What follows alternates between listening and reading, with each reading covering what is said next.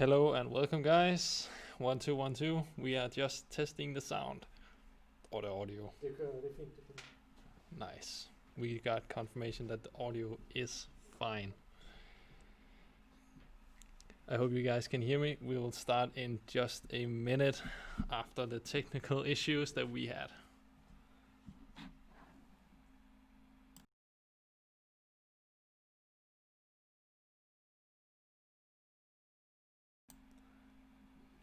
Very good.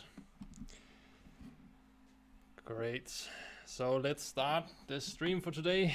As you noticed, we have changed the link for today's stream because some issues we had, but hopefully you all found your way to the actual stream. The video will be up after today, so you will be able to watch it again if you missed it. So let's start today's stream. And we have changed up in the setup that we have. I have moved the camera up in my eyesight, and I'm actually standing up today. And if you want proof, I can basically walk back. Let me start up Scratch so you can actually see what I'm doing. Let's see here. And there we go. You should be able to see my Scratch window. Great. So we're gonna continue from where we left off last time with our Rocketship game. Last time we had the rocket move around following our mouse cursor. It's a different kind of movement that we are used to. Before we made a character move based on our keyboard inputs, pressing the arrow keys or pressing like WASD is also an option. This time we actually have our mouse in doing all the movement. So if you move around as I do now, here on the screen, the rocket or your character, if you didn't choose a rocket, that's also fine, should be following the cursor around. So just to quickly test out what we made last time, I will start the game. Press the green flag, and you see it slowly moves where I'm moving the cursor.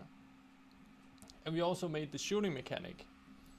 So I made it so whenever I press the space bar, the long key, it shoots out these small fires in the direction that it's actually looking. So we actually have our first bug or issue in the game that we need to fix. As you might notice, when you are shooting out fires from your player, it will not remove the fire. It will just keep appearing on the edges of the screen. Let's see here. So you'll note where if you start your game out here in the edges of the game, all the fire will be there for forever. And also one more thing that I'm gonna show you is we made it so if you actually hold down the space bar, it will keep shooting like super fast like this. And you can see on the edges of the game now, all the fire will just be there for the entire game. And this will at some point make your game lag out or destroy it if there are too many of these. So the first thing that we're actually gonna do is fix this. So we will make it so whenever we shoot a fire, it's gonna destroy itself whenever it hit one of the edges or it hits an object. But first let's make them disappear whenever they hit one of the edges of the game. So to do this, we have to find our code for the fire that we made. So at the bottom right here, we have all our characters. So we made, at least I made a cat that's called Boss, then a rocket that calls Player, and lastly we have the fire. So let's go into the fire code. Let's see here. So this is where whenever we are shooting a fire, it's gonna do the following. It's gonna go to our player, then point in the direction as our player, and then shoot or move in that direction. And then it's gonna show.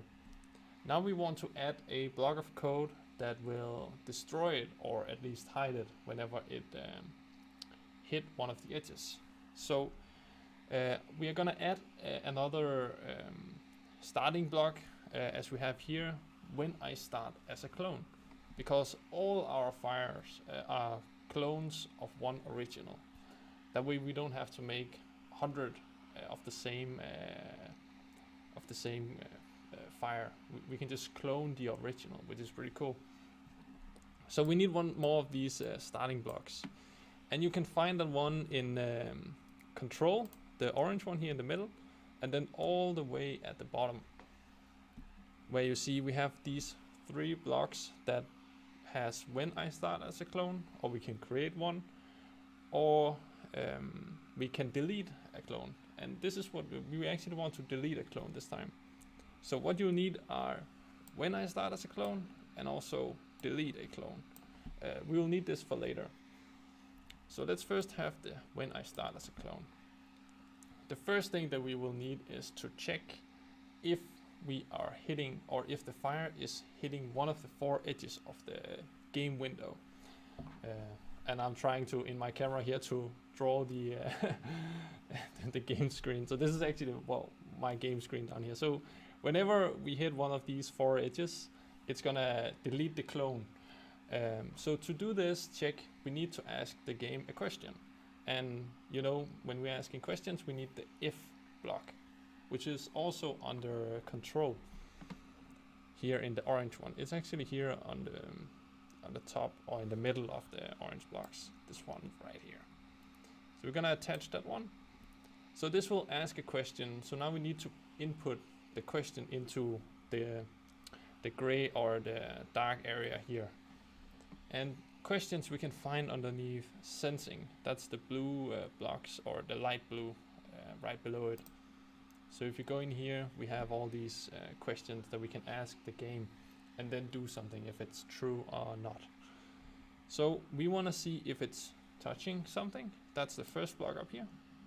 And then we're just going to drag that into, make sure it has the white edge again, so it actually attaches to the if block. That's very important. Let's see, I'm just going to make sure you can read it all. Let's do it like this. So the place you the way you place your code here doesn't actually matter. I just like to have it like in columns next to each other. But let's do it like this so you can read it. Actually, we're gonna do it from top to bottom instead. I think that's, and then zoom in a bit so you can read it easier. There we go. So right now we are, when our fire starts as a clone, if it touches the mouse pointer or mouse, then it will do something. But we want it to do something whenever it touches one of the 4 edges of the game. So if you can change this into edge if you press the mouse pointer. So you have multiple options here. You can make it so if it's touching one of our players, and we're gonna need that later, or if it's touching one of the edges. So if you select edge here, and then we need 2 more things. We need to, in here, whenever it is hitting one of the edges, then we will delete it. That's why we're gonna need the delete block that we have. And we need one more thing for this to keep working throughout the game. Right now it's only doing this once, like one time in the game, and then it's never gonna do it again. As I have mentioned before, this is where we use the forever block. And the forever keeps this code running throughout the whole game. It keeps asking this question: are these fire hitting one of the edges? If not, or if it is, then it's gonna delete it. So go into control again and find the forever block that we have used before, and make sure that it basically eats all of the other blocks here. So it looks something like this. So if we start the game now, you should see that all your fires are disappearing whenever they are hitting one of the 4 edges. So I'm quickly gonna test my game, and you should do as well. Testing is very important. So you can see whenever they are hitting one of the 4 edges, they just simply disappear. This will make sure that the game doesn't have too many objects in it, and at some point it would crash if it had, let's say, 100,000, a million of it. And you can see if I start the game again and hold down the fire key, it would be easy to get around 100,000 if you were just doing it like this. So this way we stop the game from actually coming to the point of crashing. Great. The next thing that we are gonna change is that you shouldn't be able to shoot your fire so fast as when you're holding down the fire key. In my case, it's the space key. So I want to set in a what we call delay for how fast you can actually shoot these bullets. And to do this, we have to go into our player code. So if you select your player, this is where we create a clone of so basically I'm doing a lot of hand signs, but apparently you can't see it, so I'll try and raise my hands. So right now we have made it so you can press a key on the keyboard. In my case, you can see that it says when space, that's the long button on your keyboard, is pressed, then we are creating a clone where it says create clone of fire.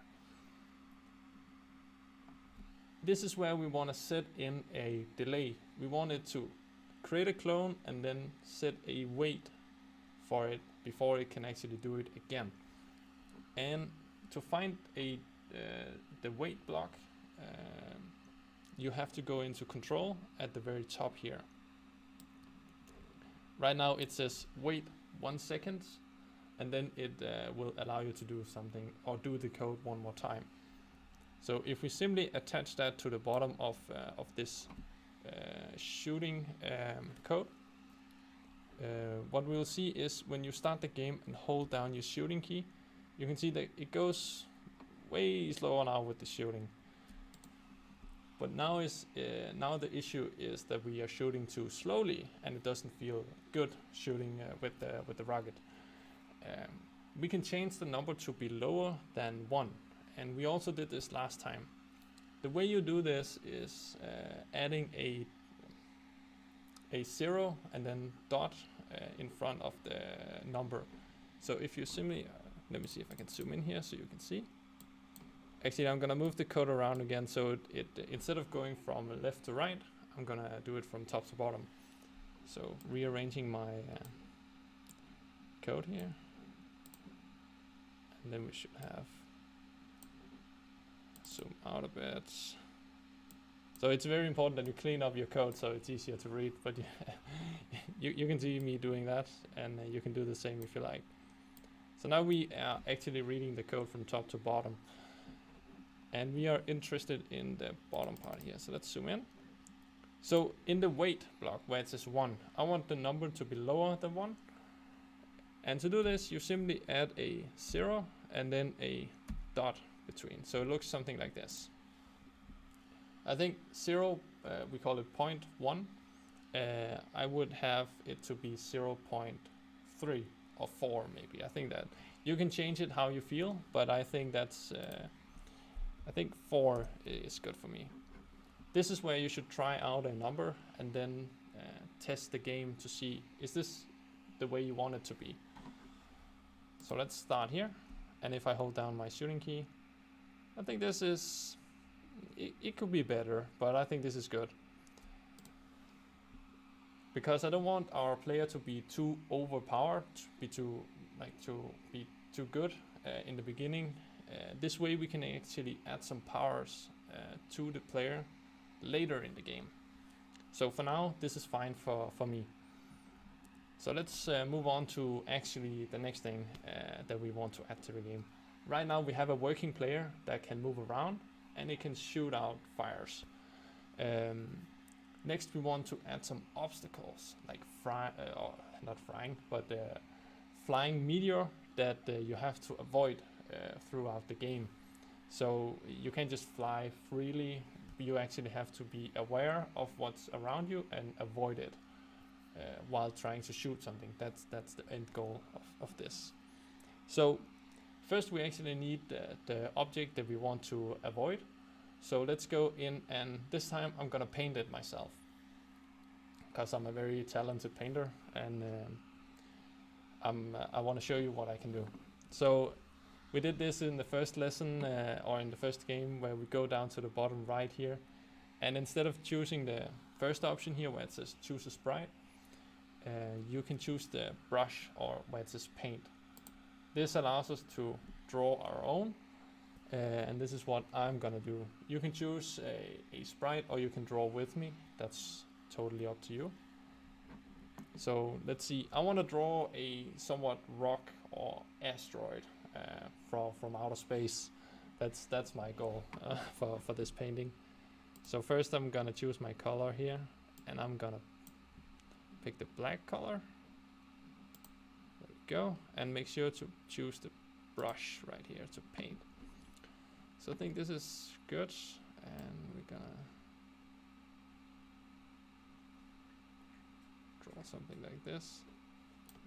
There we go. And you can see it appears in the game immediately when I draw it. And this might be way too big to actually for the game, so I'm actually gonna make it smaller. So instead of repainting it again, I can simply select it and then make it smaller with my mouse here. So instead of choosing the brush, go up and choose the cursor, or the one called select,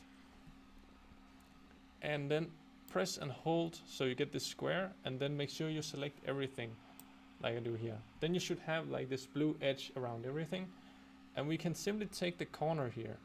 So the mouse will now change into these two arrows going in opposite directions, and press and hold. So you can see I can change the size now without having to repaint it again, which is pretty good. And I think this is a good size for it. The next thing I'm gonna do is I'm gonna reposition it into the center. As if I'm zooming in here, you might be able to see it a little bit better. You can see the small cross here. This is where the center of the image is. So I'm gonna make sure my rock is as close to the center as possible. So I'm gonna move it, still while it has the blue edge where you have selected it. If you just take your mouse and then press and hold somewhere inside the image, then you can move it. And I think this should be good for the center. So moving or zooming out with the magnifying glass at the bottom right here. There we go. So I think this is pretty good. But it shouldn't be white inside, so I'm actually gonna fill in some color for it. And an easy way to do this, when you have like this edge all around, you can choose the fill option to the left. If you select this, it's gonna fill in with the color that you have selected. So right now it's gonna choose black for me. So I'm simply gonna hover my mouse over, and you can see it shows me what it's gonna look like. So I'm just gonna press my left key, and now I have like a black thing, a black rock. And I'm actually okay with this. So my goal here is for this to come flying in to across the screen, and then you have to avoid it.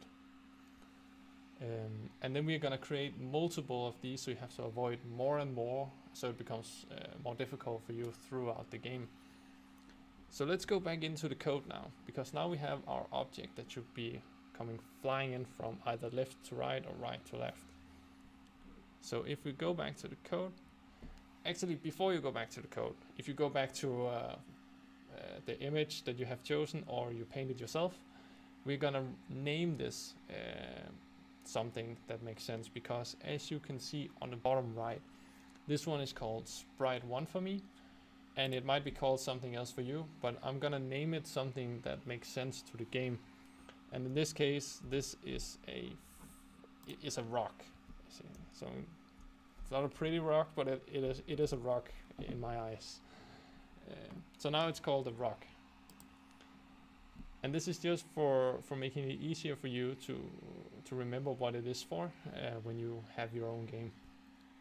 Naming is very important, so you can come back and understand, well, what it is doing. Now we can move into the code. So you can actually move it around in the screen right here. That doesn't matter. It's just very important that you get the size of the object that you want for the game. Because if it's too big, then it might be impossible to avoid, and that is also something you can do. That could maybe be a game over option when time runs out. Just a big rock just smashes you onto onto the edge. But we can look into that. I think the first thing is to actually get this rock moving from right to left. So it's gonna move from over here and over here. So I'm actually gonna put a starting position right here. We are gonna create clones of this again because we're gonna have multiple rocks. So instead of having the green flag that activates when we start the game, we are gonna use the when I start as a clone. And again, we find that in control and then at the very bottom. This is when I start as a clone. So when it starts as a clone, we want it to move from, in this case, from left, so over here, and then to the right. And to do this, we have to go, so this is again movement, and we talked about movement of any player or objects. That's our blue blocks that we have on the top. So if we go in here, we have the one called move 10 steps. And I think this is the one that we're going to use. It's at the very top here. So if you just add that to our when it starts as a clone, it's going to move 10 steps, but it's only going to happen once. So actually, I'm going to show you what this does. If we go on to our background code. So the background code, as you can see right now, we have 4 characters or objects holding some kind of code. We can also add code to our background. If you select the background or the stage on the right here, we can also add code in here. And I think this is a great place for adding code that is for anything in the game. This is where we're gonna put the code that is gonna create clones of our obstacles, our rocks, our point collector, or high score, and all that kind of what we call general stuff. So to quickly add a clone whenever we start the game is, so when we start the game, that's the green flag as we have talked about before. So in events, we have the green flag. We're gonna need one of these. And to create a clone, I showed you that in the beginning. That's in control and at the bottom again. Create clone off. So whenever we start the game, now it's just going to create one clone of a certain player or object. Right now it's going to pick the one called boss, but we want it to be the rock. So if we start the game now, what you'll see is that it's going to create a clone right on top of the original, and then it's going to move 10 steps to the right. So if you press that, and you can see it did it right there. So if you look closely, you can see it kind of expands to 10 steps to the right. But this is an issue because we want the rock to keep moving. So if we go back to the rock code, so again, how do we actually get it to keep moving throughout the game? And this is again where we need the forever. The forever is always used for something that should keep happening, for movement, for being able to shoot, and all this kind of stuff, but definitely for movement. So let's add the forever to this one. So if we test the game again just to see what happens, let's try. And you can see it keeps moving, and then it kind of hits the edge, and then it stops. And this is what we wanted. We wanted to, whenever we start the game, create a clone of it, and then move all the way to the right. Of course, this is not ideal, or it's not perfect.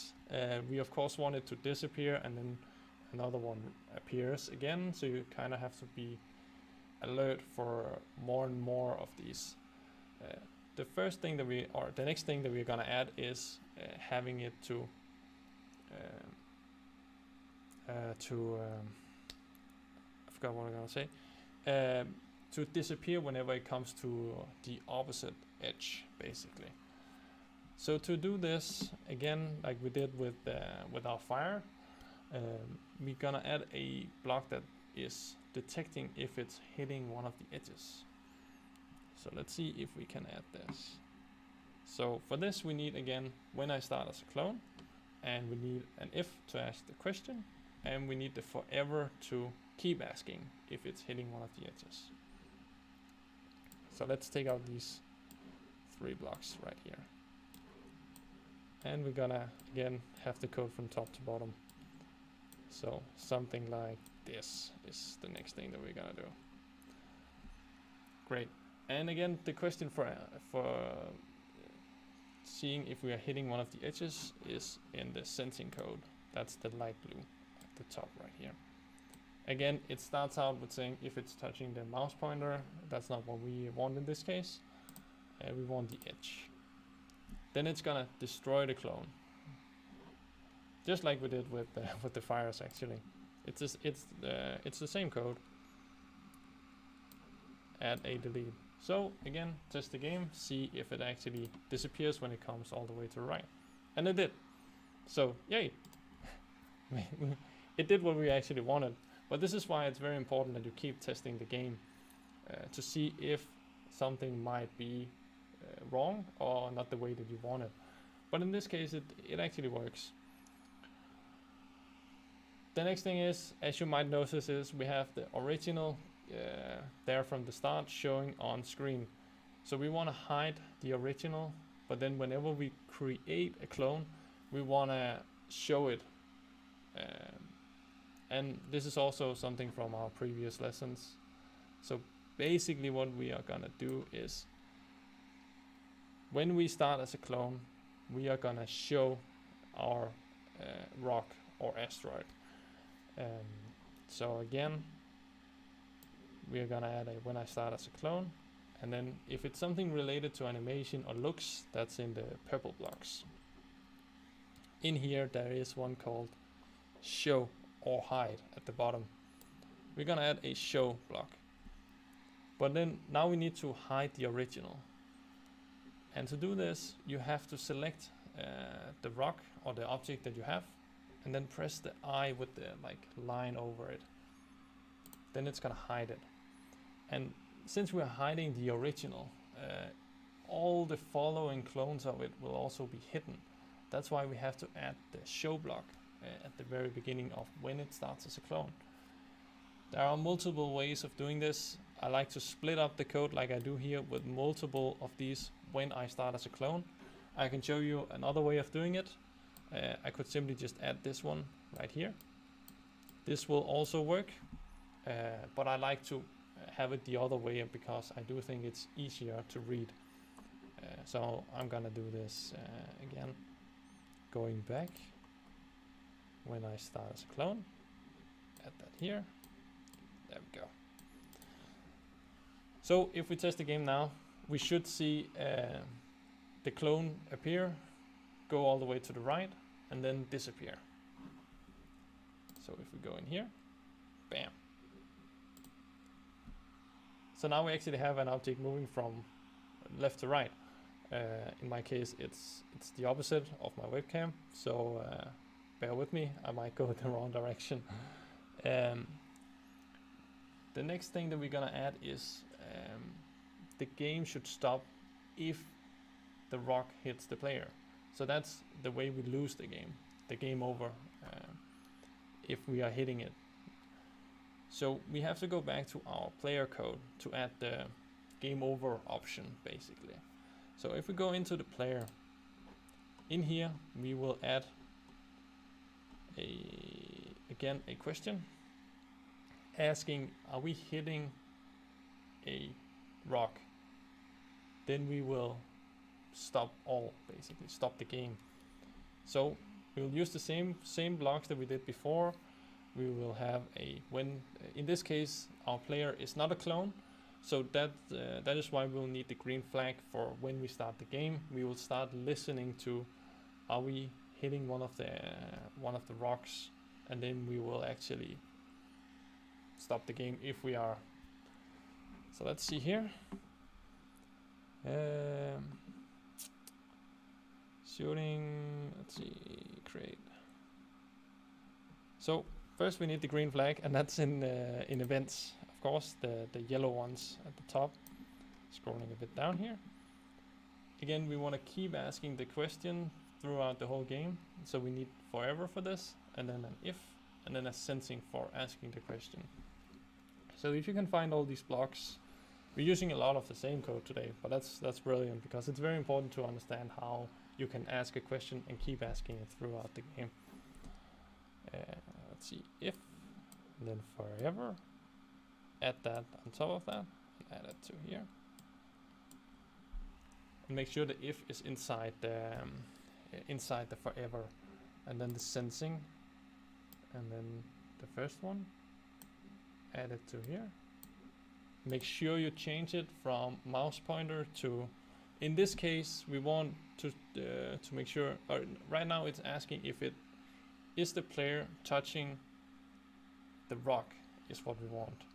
So that's why it's important to also give the names, like that's why we renamed it to a rock, because I know that's the object that we have to avoid. If it was just called sprite 1 or something random, I would have a hard time remembering what this was for. So that's why we choose, or I chose the rock name. So here we go. And the last thing that we need, so right now this is actually not doing anything. If we are hitting the rock with our player, it will do anything that we put inside here. And in our case, we want to add the game over option, or at least we want to stop the game because we lost basically. And to stop the game, we have a block called stop all, and I think you find that in events, if I'm right. No, actually you should find it in, is it control? Yeah. So if you go into control, the orange ones, at the bottom, just above the when I start as a clone, there's one called stop all. That's the one we want to add in here. So if you hit one of the rocks, it will just basically freeze the game. So everything will just stop, and that's when we actually lose the game. So we start here, see if I can actually hit the rock. There we go. So I hit it immediately when I actually start the game, and then it froze. So it is doing what we actually wanted to do. One thing that we should add is a starting position for our player. So it shouldn't start where we left off, where we stopped the game. It should have a starting position. So I think I'm gonna start down here in this corner, on the bottom right. And to make a starting position for your player, the easiest way to do this is actually moving it yourself down to the position that you want. So I'm just gonna take my mouse and move my player right here by simply just press and hold and move it. Okay, I want it to start down here, but I want it to keep starting down there.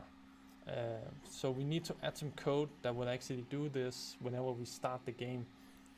So we need another of these green flags, but in this case we don't need the forever, because we don't want it to keep going down to the bottom right. We want it just to do that one time. So find a green flag for starting the game, and then since we are moving it, so let's say it's in the middle of the map or the screen, then we're actually moving it down to this corner. So again, it's the movement block, the motions, that's the blue ones, and we actually have a block that can actually go to a specific position on the map or on the screen, and that's one called, let's see here, go to X and then a number and then Y and then a number. So this block right here. And what you will notice is the numbers are already put in there. So it's already putting in the correct numbers for the position that you actually just placed your character in. I can show you an example. So right now it says 192 for X. If I move it, you can see the numbers right here didn't change. but the numbers over here, if I take it again, has changed to be the new set of numbers. So make sure you move your character or your player to the position that you want it to start in before you actually take the block from the left side. So I'm gonna move it down here again, and I take the go to X and Y, and you can see the numbers is slightly different, but it is what I want it to be. So let's see if this actually works if we test the game. So we're gonna start it, and then stop the game. If I start the game now, it should move all the way to this corner down here. So let's see, and it did. So now I actually have a fighting chance of avoiding the rock that comes on the top level. But it's only one rock. We need to add more throughout the game, so it's becomes difficult instead of just having this one obstacle. So I think this is the next thing that we're gonna add, and then we will have to check what time left we have. So to quickly add more clones, right now we're just adding one. So we're just gonna repeat this process like forever throughout the whole game. And where we are creating clones of the rock, we did that on the stage or the background code. So again, go on to the right here and click your stage. So this is where we're gonna add it to keep adding it forever. And yes, so we want to add this forever, but we also want it to. So if you just add forever to it, it's gonna add like 100 of rocks immediately to the game. So if we just add the forever, and if I start the game now, you can see. So this is crazy, and your game will definitely lag out or crash, but it's pretty funny. You should try it, see what happens. But again, like we did with the shooting, we added a delay, a wait, and then it had to wait for a few seconds before it could do it again. We're gonna do the same thing here. If we go into the control at the top, we have the wait block. This is very, very strong and very good. If we add this one to, it doesn't matter if you add it on top or below it, but it has to be inside the forever block. I'm gonna add it at the beginning here. This way it makes it so that the rock will first spawn or appear after, I'm gonna say 5 seconds. So now there will be 5 seconds between every rock, and we can actually see this if I start the game. So now it's gonna count to 5, and then you'll see one rock appear, bam, and then 5 seconds later another rock will appear. This makes it better, but still not good. Now we want it to actually have appear randomly between the top and the bottom of the screen, so we don't know where it's coming from. And to add this, we need to move it like we did with the player just now, whenever it starts as a clone. So go into the rock. Let's see if we can add this. So at the very beginning here, the first thing that we are doing is we're showing it, but we also want to move it. So we're gonna do that in the same block right here. So go into the blue ones, the motion, and for this we want it to go to here. So again, the same one that we used for the player. Go to, and then move that above the show. Right now we have the X and Y, and you don't have to understand what X and Y means. The important part is that we're gonna leave that. X should be the number that it is, because X will move. If you increase or lower the number of X, you're gonna move it in this direction. If we change the number of the Y, it's gonna move up and down. And this is where we want to change the Y numbers, so we can make it appear randomly on the top or bottom. Like we did with the first game, we had a lot of random numbers. You can find that in the green blocks. This is where we do something with numbers. In operators, it's called. And the one block that we are gonna choose here is the pick a random 1 to 10. So if you take this one and add it to the Y, the last number like this. We're gonna set the numbers to be, let's see here. I think it's minus. Make sure you have the dash, the minus, and then 180. And then the second number should be 180. Let me test this to see if it actually is doing what I'm hoping. 5 seconds. Oh! So I had no chance of dodging that. That came there too fast, way too fast. My game is too difficult, but it actually did what it was supposed to. It came at a random point from bottom to top. I want to make it a bit slower, so I have a fighting chance of actually dodging it. So let's see if we can. So where we control the speed of the rock is actually the block right below it, where we say when I start as a clone, I should move 10 steps forever.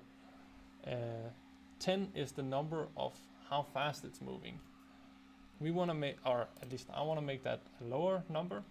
So I want to say 4. You can test whatever number you feel like. If you put like 9,000, it's gonna be super fast, but you can try it. So let's see.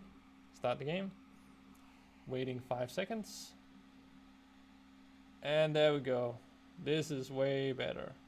And then another 5 seconds. Oh. Keep dodging. Oh. I think that's pretty cool. So now we actually have a rock that we have to avoid, and that can end the game if we are hitting it. The next thing, or we're not going to work on that today, but for next time we will start working on objects that you have to collect, and being able to shoot fire at these rocks to destroy them. So you actually have a chance of either flying around them, or you can shoot to destroy them, and then they will like go in pieces. That will be for next time. We are not gonna continue the game for today. The nice thing we are doing is make sure you save your game if you were able to follow, and as I have mentioned many times, it is very important that you keep saving, or at least remember to save your game. And I'm gonna show you half of it because I can't show you the last screen. But to save your game, go up to File on the top left, and then you have 3 options. Select the one called Save, the last one. Save to your computer.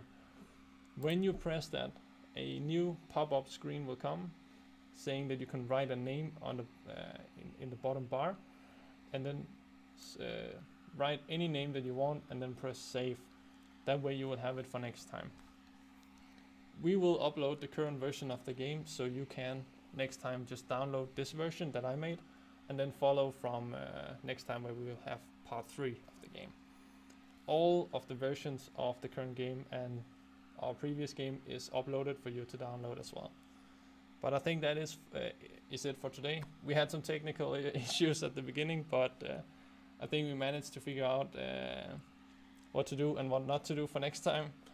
And I think that's it for today, and we will say, and then we'll also say thank you for today, and we will see you next week. Goodbye, guys.